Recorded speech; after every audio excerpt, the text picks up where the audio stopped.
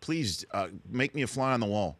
You and Vin Scully, because I mean, you go back to the days broadcasting together here locally in Los Angeles, correct, Dick? Well, and actually, in a way, he was my mentor when I was doing the Angel games for Gene Autry's radio and TV station in Los Angeles from 1969 through the late 70s. Whenever I drove, my home was in the San Fernando Valley. When I drove down to Anaheim for a game, who accompanied me? The Dodgers were on the road, and it was usually Vin Scully calling an evening game in the East. And so I was able to listen to the very best all the way to Anaheim. And he is the poet laureate of our profession, and 67 years. It's just incredible to think that a man could extend his great career and always at such a high elite level. And it's in our little podcast chat, and of course it could have gone on for 5 hours. Yes. But unfortunately, Vin had other engagements. But one of the things I found interesting was that he grew up not a Dodger fan, but a Giants fan. He would go to the Polo Grounds and root for his favorite team, and his favorite player was Mel Ott.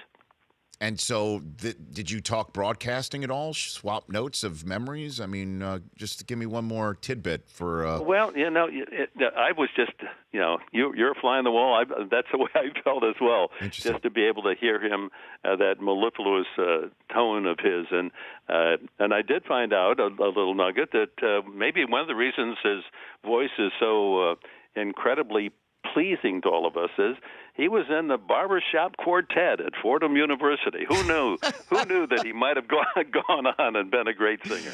Baritone? What was he, Dick? Do we know which one he was? Oh, I'm sure a tenor, wouldn't you think? Irish tenor? Scully's got to be. Dick Enberg joining me here on The Rich Eisen. Hi, this is Vin Scully up in Los Angeles talking to all the good folks in San Diego about certainly a favorite subject. I am honored, delighted, thrilled, and happy to salute Dick Enberg, one of my friends, and for whom I have tremendous respect. Dick has done every sport imaginable, and more importantly, he has done them perfectly. I don't mean pretty good or very good. I mean perfectly. That rich voice, the fact that he knew exactly what he was talking about, and it didn't make any difference whether it was football or basketball or baseball or tennis, even some golf as well. So Dick, delighted for the opportunity to salute you, even though we are a couple of 100 miles away from each other. Wherever I am, if your name comes up, I will say from my heart, as good as they come. Praise from a man I deeply admire. I'd like to pull up a chair. Yeah, yes. And it might be a rocking chair, 2 octogenarians here. Absolutely. I'll have to get somebody to start. I always remember a general, Joe Stilwell, in World War II, and at the fall of Corregidor, he was put into the prison of war camp, and he stayed there for several years. And finally, he came home, and someone said, "General, what are you going to do?" And he said, "Well, the first thing I'm going to do is sit in my rocking chair. And then after about 6 months, I'll rock." So maybe I'm looking for that. Well, what will you do after you walk away? I have no idea, and I haven't given it the slightest thought. And one reason being, when people retire, let's say they're 65. I hate that word, by the way. I abhor retire. Yeah, what do you want? But if someone decides that's enough at 65, he has probably another 20 years. So you say, what are you going to do with those 20 years? When you retire at 89 and someone says, what are you going to do? You say, live. That's really it, survive. So I'm not sure, but I have a big family, and I certainly plan to spend the time with them. Let's go all the way back the first time that you probably didn't hold a microphone, but sat at least behind a microphone. What do you remember about that very first time you were communicating with an audience? I guess it was professionally anyway, with the Brooklyn Dodgers. I had Red Barber on one side of me, Connie Desmond on the other. The very first exhibition game was in Vero Beach, and it's dated. It was with the Philadelphia Athletics, and I remember I went into the little clubhouse to get the starting lineup. And Jimmy Dykes, who was the manager, was in a chair getting a shave. And standing alongside of him, talking to him, was Connie Mack. Goodness. Connie Mack out of the history books and dressed exactly the way you would expect. The dark suit, the straw hat, the cellular. It was amazing. So that's the first time. And by the way, I was scared to death. And early in that game, the A's pulled off a triple play. No way. Yeah, and luckily, Red Barber did the triple play, and he did it so effortlessly, so calm and accurately, and I sat there thinking, I'll never be able to do that. So that was the first day I can think of.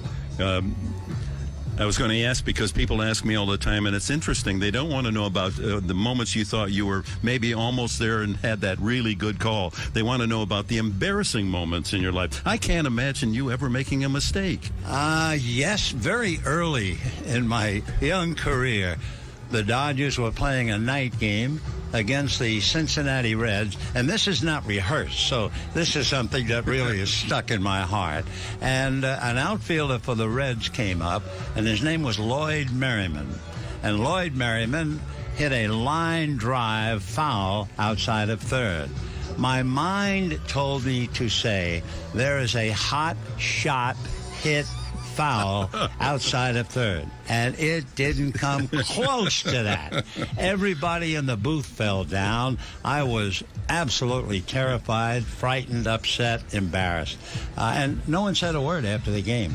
And then about a week later, I went into Toots Shorts, which was a famous old restaurant, and one of the head waiters came over and said, I don't know if we should allow you in here. And I looked at him and I said, why?